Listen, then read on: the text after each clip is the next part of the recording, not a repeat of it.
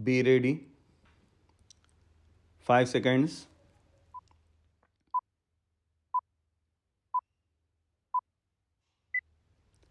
Start. The ministry has taken care to foster regional languages. For that purpose, it has spent certain amounts. But with that meager amount, they cannot expect to develop all the regional languages which are recognized in our constitution. Then there are certain languages which are not recognized but which are rich. Some amount should be spent for their development also. The Sahit Academy is a national academy of letters. It has to work for all the Indian languages. In addition, they have to do work in Tibetan and other foreign languages also. But the total allocation for that institution is round about rupees 20 lakhs only, and out of that 80% or something like that is spent on establishment. Then what remains for the development of the languages or to take up projects for the development of the regional languages? Therefore, I would urge upon the minister to take a special note of it if he is really desirous that the regional languages should be developed and give assistance and encouragement to the voluntary organizations and more particularly to the Sahit Academy. I find from the report of the ministry that the National Book Committee was constituted in 1976 and again in 1980, but since 1980 it has not been constituted and has not been functioning. Then how can we expect that this ministry will deliver the goods so far as national books are concerned? That also should be taken into consideration and prompt action should be taken. There is a certain formula laid down in the report for the export and import of books. There only the amount has been mentioned, nothing has been mentioned about the quality or the nature of the book which can be imported or exported. There is no institution or committee to supervise it. It is left to the Commerce Ministry, and the Commerce Ministry does it in a commercial way. But everybody knows that books imported in a commercial way cannot serve the cause of education and enrich knowledge. There are manuscripts lying all over the country. There is a saying in respect of Greek that what has been published in a language is only 1/10 of what exists. So far as Sanskrit and other regional languages are concerned, what has been published is only 1/20th of the manuscripts lying all over the country. So far as education is concerned, we are entering a new phase.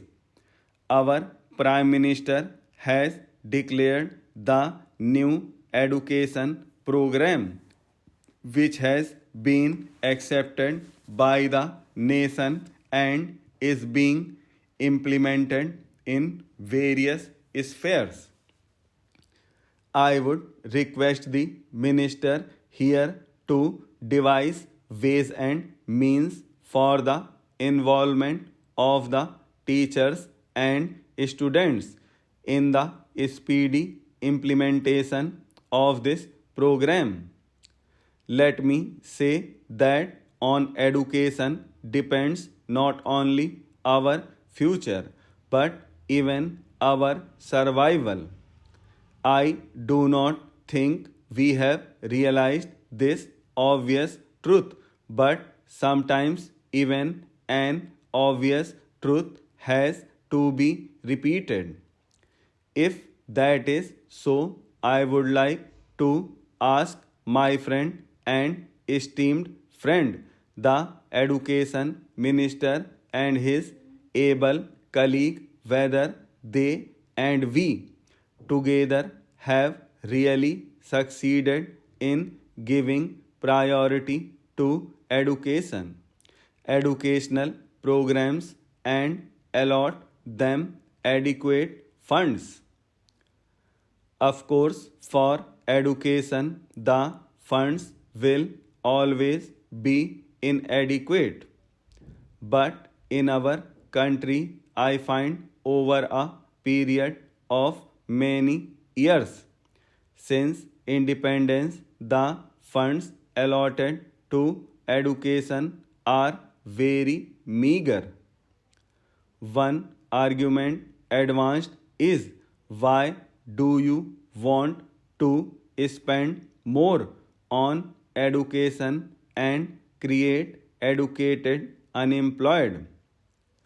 I feel this is a contradiction in terms. If a person is educated, how can he be unemployed? It means we are not educating him properly. A truly educated man will always be employed. If nothing else, he will be self employed. But unfortunately, our education is such that even self employment has become almost an impossibility.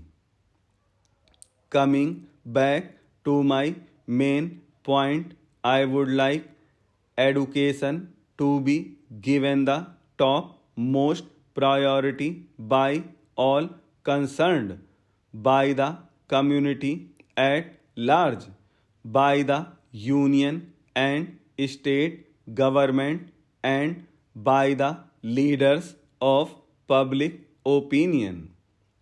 For many years, the education ministry is not represented at the cabinet level.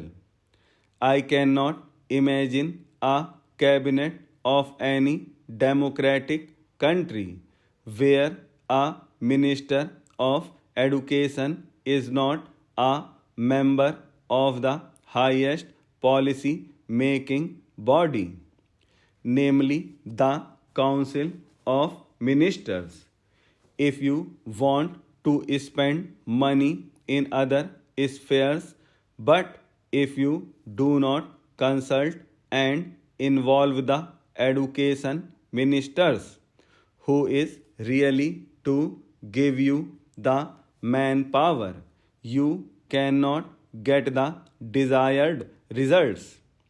You may have all economic programs, you may have all other developmental projects, but if you do not have the educated men to manage the various projects, you are not going to have real progress or development in the country. Therefore, I feel that as long as the education minister is not a member of the cabinet and he is not a part of the Council of Ministers. I do not think any effort at discussing these points in this August House will be of much significance.